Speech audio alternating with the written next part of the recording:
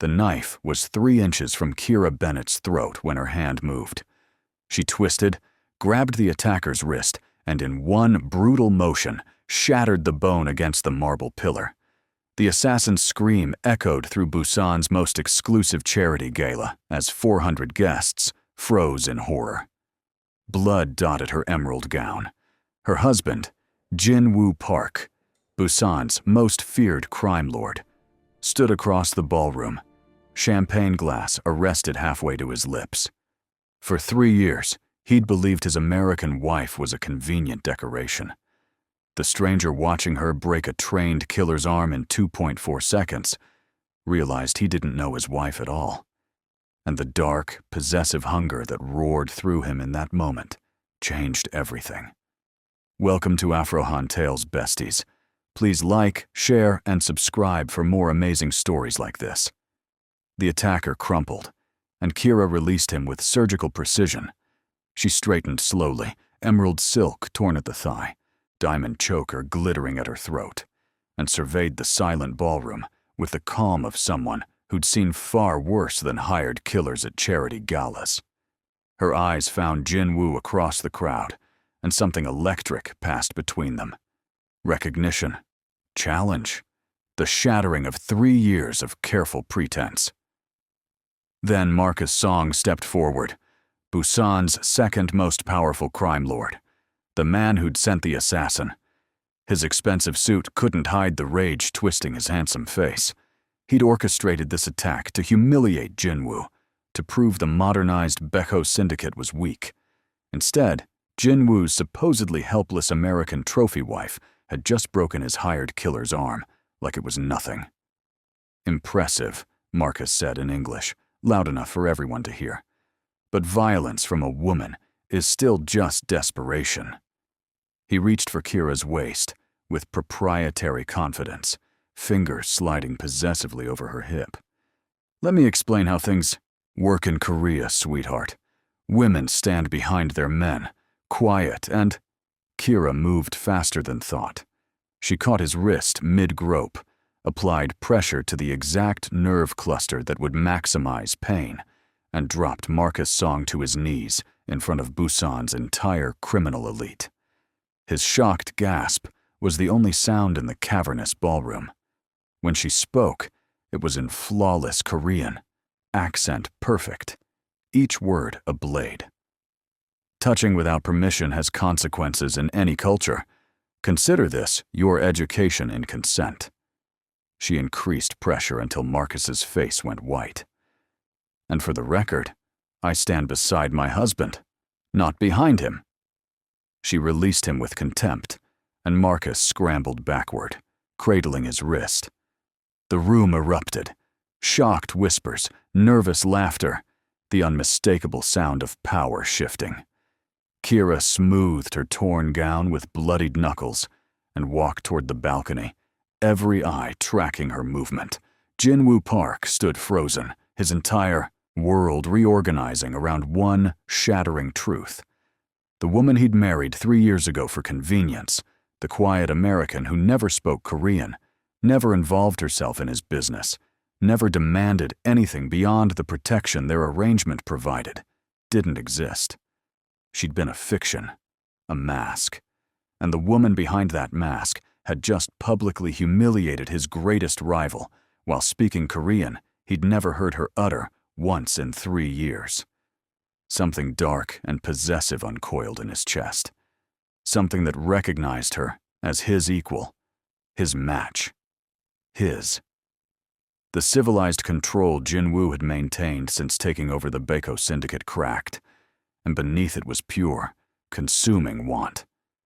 Min-jun, his second in command, appeared at his elbow. "Sir, should we…" "Follow her," Jin-Woo ordered, already moving.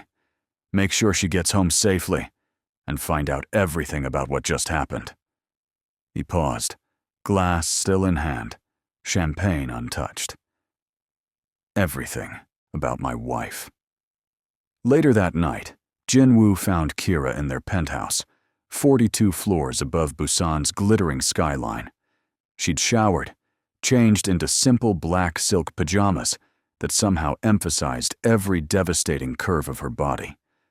Her natural hair was loose in thick curls he'd never seen unbound, and she stood barefoot before the floor-to-ceiling windows like she owned the city spread below. She didn't turn when he entered, but her spine straightened. "If you're here to be angry, save it. I'm not apologizing." "How long?" Jin-Woo crossed to the bar, poured 2 whiskeys with hands steadier than he felt. "How long have you spoken Korean?" Now she turned, and the impact of her full attention hit him like a physical force. Even after 3 years of careful distance, she was breathtaking. Deep brown skin luminous in the city lights, curves that had haunted the edges of his awareness despite every effort to ignore them, and eyes that held lifetimes of secrets he'd never thought to ask about. "Since the day after our wedding," she answered in Korean, perfect and unashamed. The admission stole his breath. Jin-Woo crossed to her slowly, offered the whiskey. Their fingers brushed as she took it, and electricity sparked between them. Immediate, undeniable, 3 years overdue. 3 years, he repeated quietly. "You learned Korean, and you never said a word. You married me for appearances." Kira sipped the whiskey, gaze never leaving his. "I was your plausible deniability, the foreign wife who couldn't possibly understand your business. Why would I ruin a perfectly useful arrangement by revealing I understood every word spoken around me? Smart. Ruthlessly, brilliantly smart." Jin-Woo studied her with new eyes, seeing the intelligence he'd deliberately overlooked, the tactical awareness in how she positioned herself near the exit, the faint scars on her knuckles that spoke of training far beyond one lucky confrontation. "Why break Marcus's wrist?" he asked. "Why reveal yourself now?" "Because he put his hands on me without permission." Steel entered her voice. "Because he assumed I was property to be tested, a weakness to exploit. And because your organization needed to see that you chose a wife who won't be disrespected, even if you chose her for entirely practical reasons." The words hit different than she probably intended. "You were protecting my reputation.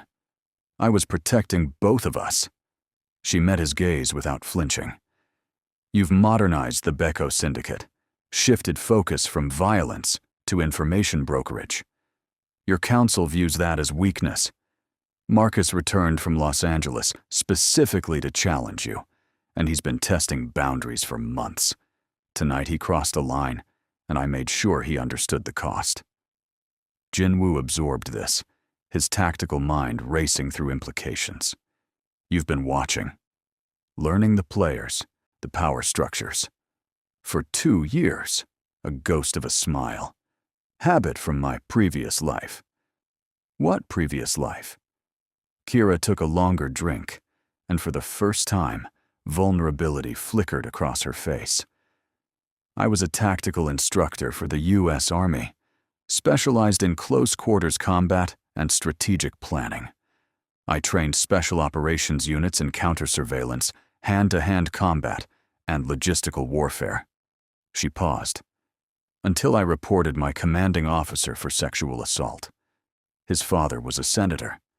They destroyed my career, had me dishonorably discharged, and made me unemployable in the United States. Then the threat started. Accidents waiting to happen to women who make accusations against powerful men. Rage, cold and absolute, flooded Jin-Woo's veins.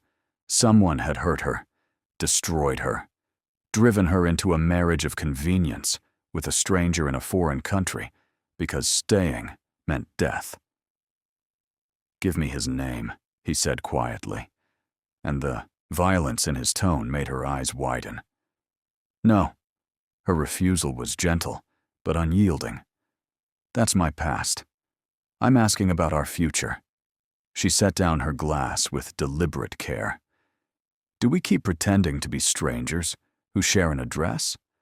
Or do we become something real?" The question hung between them, 3 years of careful distance suddenly unbearable. Jin-Woo moved closer, slowly enough that she could retreat. She didn't. He stopped when he could feel her warmth, see gold flecks in her dark eyes, smell vanilla and something uniquely her. I assumed you wanted distance, he admitted, voice rough. I told myself it was respect for our arrangement. Really, I was afraid of wanting something you'd never give. Kira's laugh was bitter and beautiful. I've been afraid for 3 years. I'm exhausted from it. Then let's stop being afraid. Jin-Woo raised his hand slowly, giving her every chance to refuse.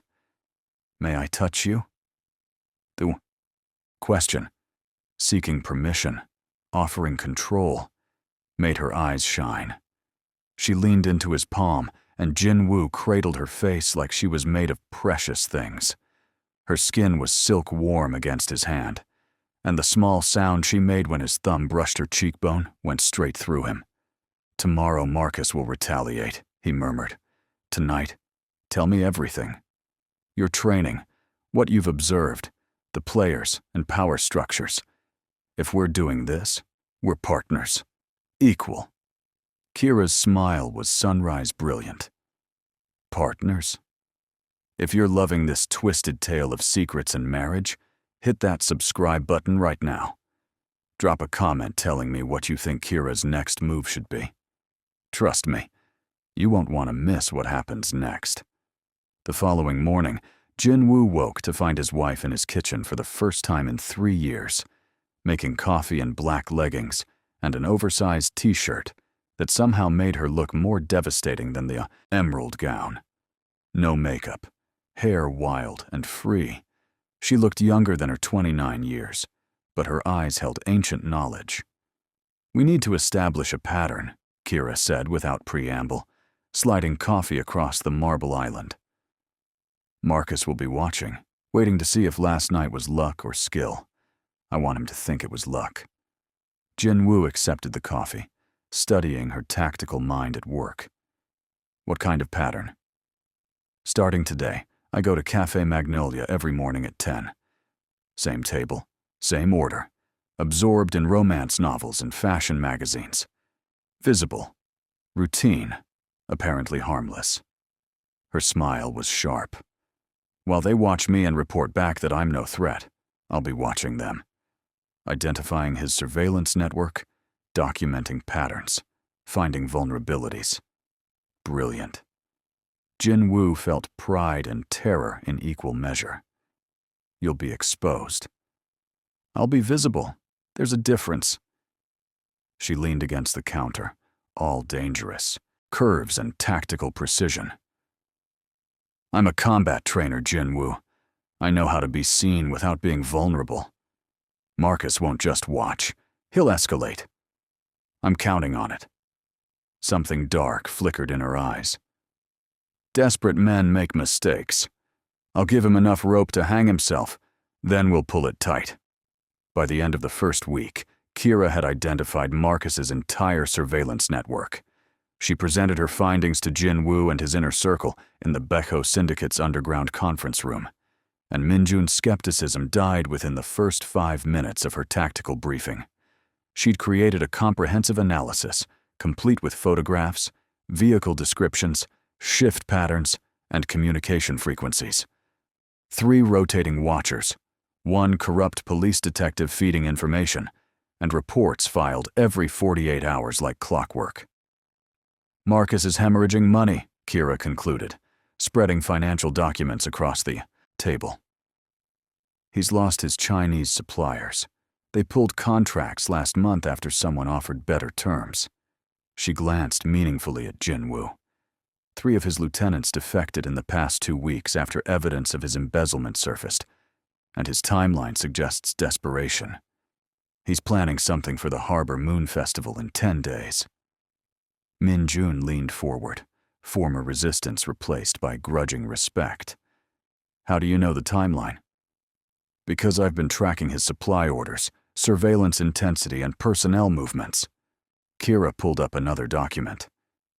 He's bringing in outside contractors, expensive ones. The kind you hire when your regular people won't do what you're asking.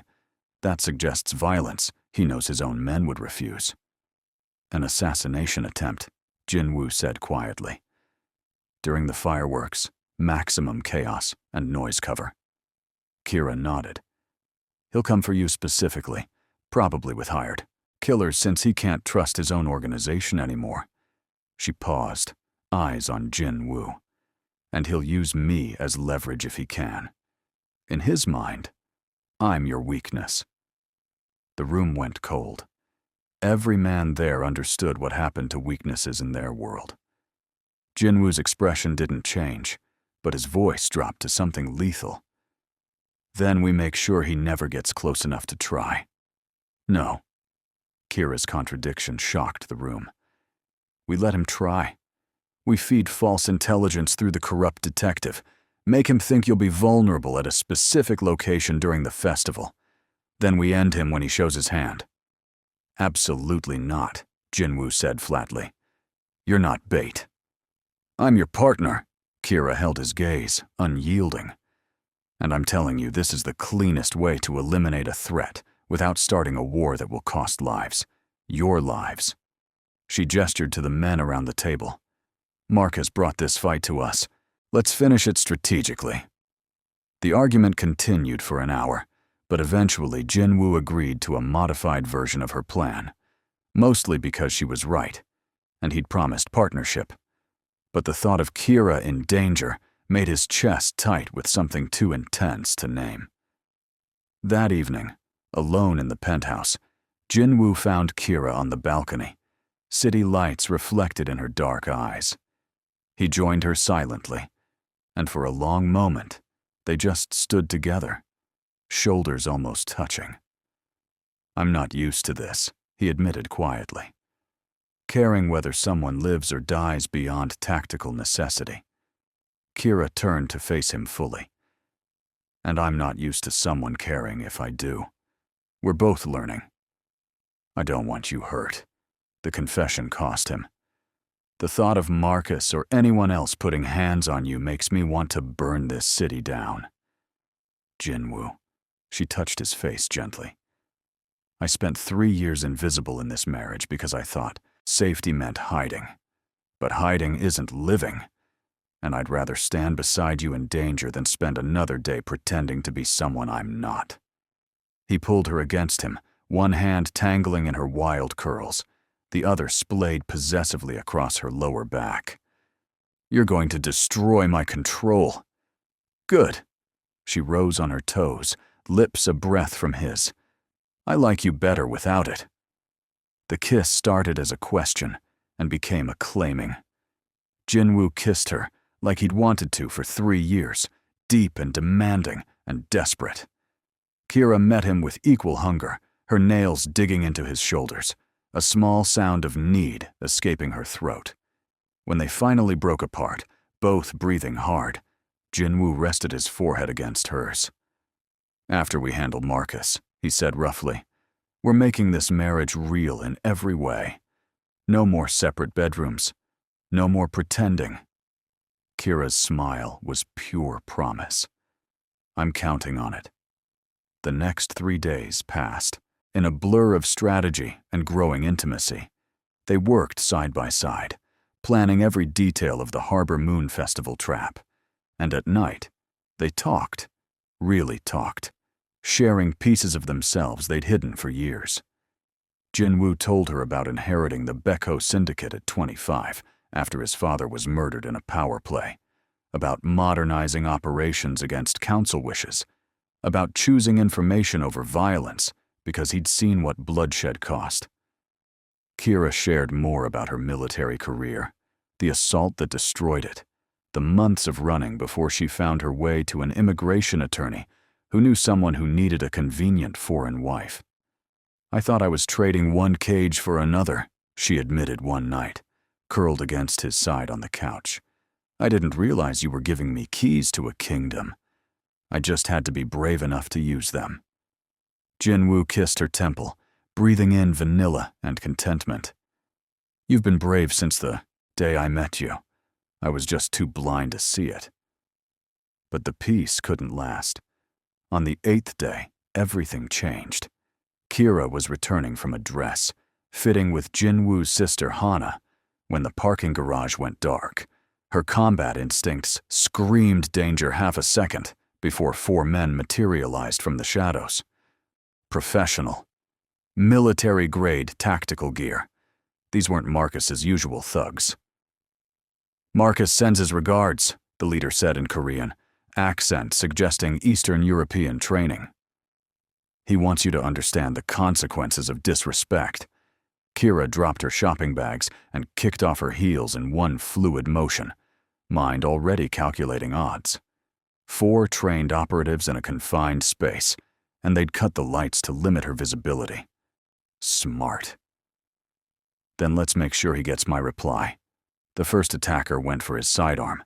Kira closed the distance before he could draw, executed a joint lock that sent the weapon clattering across concrete, and used his momentum to drive him skull first into a concrete pillar. He dropped like a stone. The second rushed her from behind. She sensed him more than saw him, drove her elbow back into his solar plexus, then stomped down hard on his instep. When he doubled over, she grabbed his head and introduced his face to her rising knee. Down. The third was smarter, circling wide, pulling a knife. The fourth had a retractable baton and the confidence of someone who'd used it before. They came at her together, coordinated, and Kira's training kicked into overdrive. She feinted left, grabbed the third man's knife hand as he committed to the strike, and used his own momentum to redirect the blade into the fourth man's thigh. The fourth screamed and went down. The third, realizing his mistake, tried to retreat, but Kira was already inside his guard. She struck his throat with controlled force, enough to incapacitate, not kill, and he collapsed, choking and defenseless. 47 seconds, from start to finish. 4 trained killers neutralized. Kira collected her bags and heels, stepped over groaning bodies, and her hands were shaking when she called Jin-Woo. "I'm fine," she said before he could ask, voice steadier than she felt. "But we need to accelerate the timeline. Marcus just sent military contractors."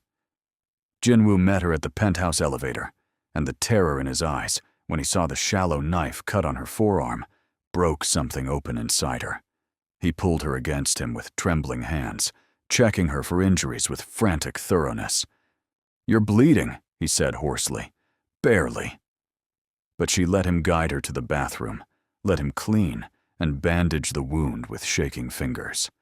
The careful tenderness undid her more than the violence had. "If they'd killed you," his voice cracked. "Kira, if I'd lost you." She framed his face with both hands, making him look at her. "But you didn't. I'm here. I'm safe. Can handle myself." "I know." He pulled her closer, desperate and careful all at once. "But knowing doesn't stop the fear. I love you." The confession tore out of him, raw and inevitable. "I don't know when it happened, somewhere between the gala and this moment. But I'm in love with you.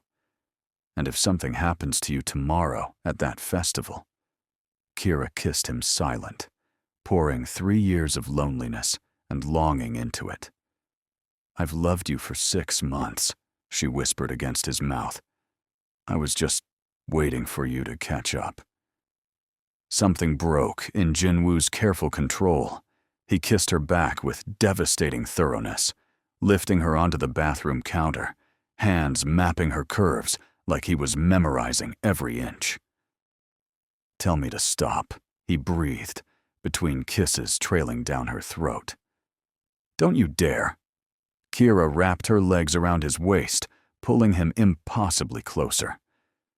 "Don't you dare stop." He carried her to his bedroom, their bedroom now, and the world narrowed to just them. He loved her with reverent hunger, murmuring Korean endearments against her skin, learning every sound she made, every place that made her gasp his name. And when they finally came together, it felt like coming home, like every broken piece finding its perfect match. Afterward, wrapped in sheets and each other, Kira traced patterns on his chest and felt safer than she had in years. Jin-Woo held her like she was precious, fingers tangled in her hair, and she could feel his heartbeat gradually slowing against her cheek. "I love you," he murmured into the darkness. "Every version of you. The soldier, the strategist, the woman who broke Marcus's wrist, and my carefully maintained distance all in one night." Kira smiled against his skin. "I love you. The crime lord, with a soft heart, hidden beneath all that control." But peace never lasted long in their world. Kira woke at dawn to find Jin-Woo already dressed, watching her with an expression that made her chest tight. His phone was buzzing insistently on the nightstand.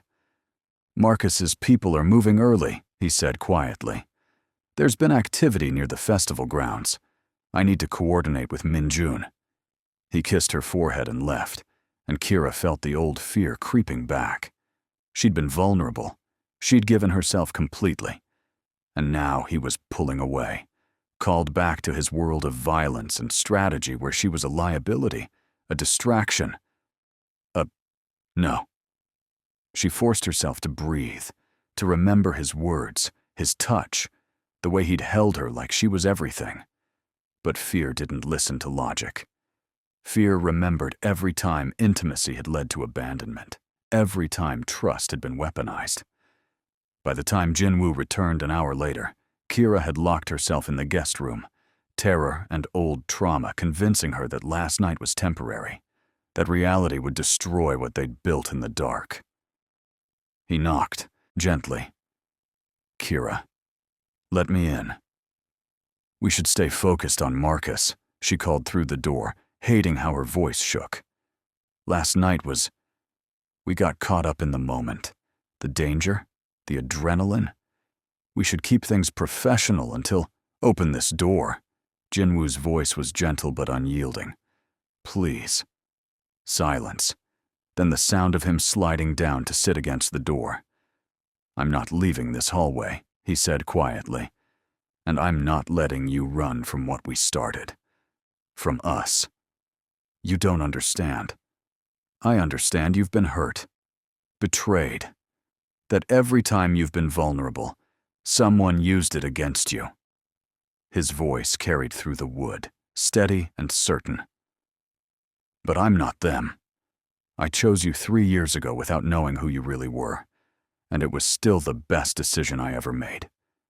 Now that I know, now that I've seen your brilliance, your courage, your capacity to love despite everything that's tried to break you, I'm choosing you every single day for the rest of my life." Kira pressed her palm against the door, tears streaming down her face. "What if I can't be what you need? You already are, exactly as you are." A pause. "I had to leave this morning because Marcus's people were moving. Not because I regretted last night. Never because of that. You're not a distraction, Kira. You're the reason I want to make sure we both survive what's coming. So please, open the door." She did. He was there immediately, pulling her into his arms, and Kira finally let herself believe this was real. That he wasn't leaving. That she was allowed to have this. "Don't go anywhere. The Harbor Moon Festival is about to begin, and Marcus is about to learn why you should never underestimate a Mafia boss's wife. Like this video and comment your predictions. Subscribe so you don't miss the explosive finale. The Harbor Moon Festival transformed Busan Harbor into something from a dream." Thousands of lanterns floated on water that reflected the lights of the city, and the air smelled of street food and anticipation. Kira wore the custom emerald hanbok Jin-Woo had commissioned months ago, gold embroidery catching the glow of candles and stars. He wore traditional formal wear, and together they looked like what they were, royalty in a kingdom of shadows. Whispers followed them through the festival crowds, but the tone had shifted from pity to respect. "She speaks perfect Korean. Broke Marcus Song's wrist at the charity gala. Jin-Woo Park chose better than anyone knew. Kira felt Jin-Woo's pride in how his hand never left her waist, how he introduced her to business contacts, not as decoration, but as his partner. Min-Jun and 15 Baeko operatives positioned themselves strategically throughout the festival, invisible to civilians, but clearly marked for anyone who knew how to look. At exactly 9 o'clock, as the first fireworks exploded, overhead, Marcus Song appeared with 8 men at his back. His wrist was still bandaged from the gala, and rage had carved new lines into his handsome face. He'd lost everything in the past 10 days. Money, men, reputation, and desperation made him reckless. Jin-Woo, Mrs. Park. His smile was venomous. Enjoying the festival? Immensely. Jin-Woo's tone was pleasant, but Kira felt the coiled tension in his frame. Though I suspect you didn't come for the lanterns. I came to correct a mistake. Marcus's eyes fixed on Kira with ugly intent. Your American whore embarrassed me. Publicly. That requires a response. Jin-Woo moved to step forward, but Kira's hand on his chest stopped him. She walked toward Marcus with slow, deliberate steps, every inch a queen approaching a beggar who'd forgotten his place. I'm not his weakness, Marcus, she said softly, each word carrying despite the fireworks. I'm his advantage. You just never understood the difference. You're a woman playing in a man's world, Marcus spat. And you're a man who lost 5.8 million won, 3 lieutenants, your Chinese suppliers, and your entire organization to this woman. Kira's smile was razor sharp. How does it feel, knowing I orchestrated your complete destruction? Realization dawned on Marcus's face. Shock giving way to humiliation, giving way to murderous rage. His hand went to the knife at his belt, and everything happened at once. Marcus lunged with the knife aimed at Kira's throat. She sidestepped with practiced ease, caught his wrist mid-thrust, and the world slowed. She could feel his pulse racing beneath her fingers, see the exact moment he understood he'd made a fatal miscalculation. She applied pressure to the radial nerve cluster, and his grip spasmed. The knife clattered to the dock, but Marcus was bigger, heavier, and desperation made him dangerous. He threw his body weight at her, trying to overwhelm her with brute force. They grappled near the dock's edge, dark water churning below them, and Kira's training became instinct. She used his momentum against him, redirecting his charge. Her foot hooked behind his knee, just as her shoulder drove into his chest. Physics did the rest. Marcus's arms windmilled as he lost balance, and Kira's final controlled push sent him stumbling backward into 2 of his own men. All 3 went down in a tangle of limbs. Before they could recover, police sirens wailed. Officers flooded the dock. Clean cops Jin-Woo had contacted hours earlier, with comprehensive evidence of Marcus's crimes. Evidence Kira had meticulously documented over 10 days of surveillance. Marcus was arrested for attempted murder, assault, embezzlement, and conspiracy. His organization collapsed within hours. Lieutenants surrendering, accounts frozen, operations dismantled. The Rose Clan ceased to exist before midnight.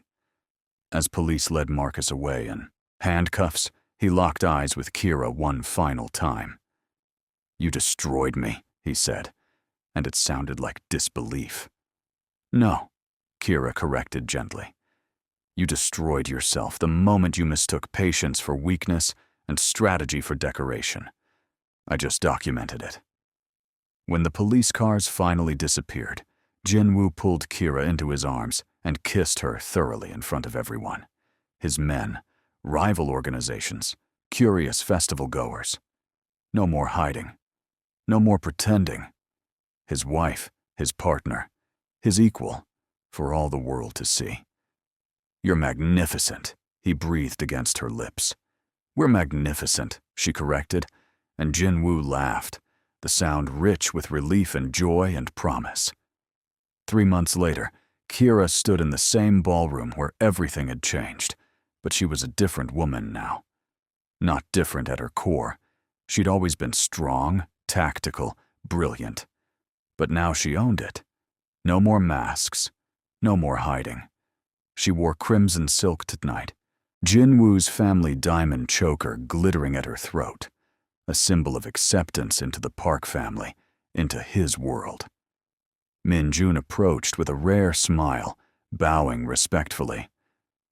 "Mrs. Park, your analysis on the port expansion was brilliant. The council approved it unanimously." "Thank you, Min-jun." Kira returned his bow with natural grace. "I'll have the full implementation brief ready by Tuesday." Across the room, Hana was introducing Kira to her fiancé, and the conversation flowed easily in Korean and English. Business contacts sought Kira's opinion on territorial disputes and trade negotiations. She'd become what she'd pretended to be 3 years ago, Jin-Woo Park's wife, but on her own terms, with her own power. Jin-Woo watched from a distance, champagne forgotten in his hand, unable to look away.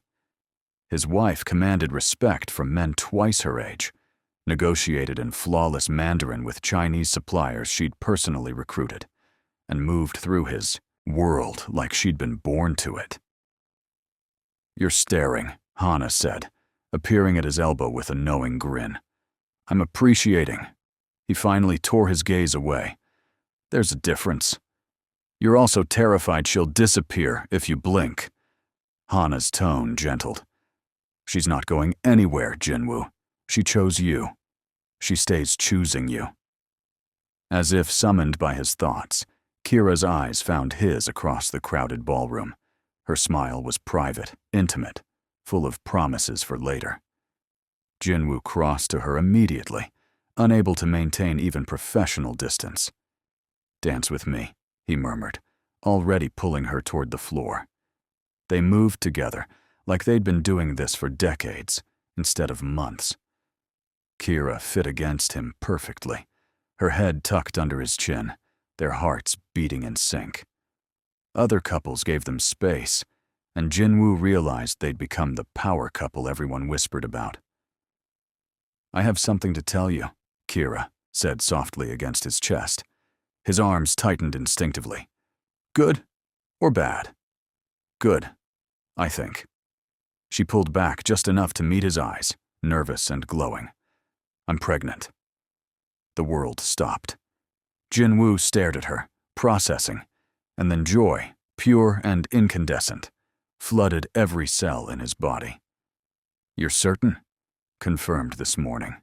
Her hand found his over her still flat stomach. "Are you happy?" "Happy?" He laughed, spinning her in a circle that made her squeal with delight. "Kira, you've given me everything. A real marriage, a true partnership, and now a family. I'm not happy. I'm complete." He kissed her there on the dance floor, not caring who watched, pouring every ounce of love and gratitude into it. When he finally released her, both breathless and grinning, he dropped to one knee. The ballroom went absolutely silent. "Kira Bennett," Jin-Woo said, pulling a velvet box from his pocket.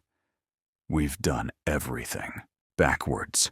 We married for convenience, fell in love in the middle, and now we're having a baby. But I want to do this part right." He opened the box, revealing an emerald surrounded by diamonds, the exact shade of the dress she'd worn the night she'd shattered his world and rebuilt it into something better. "Marry me again, for real this time.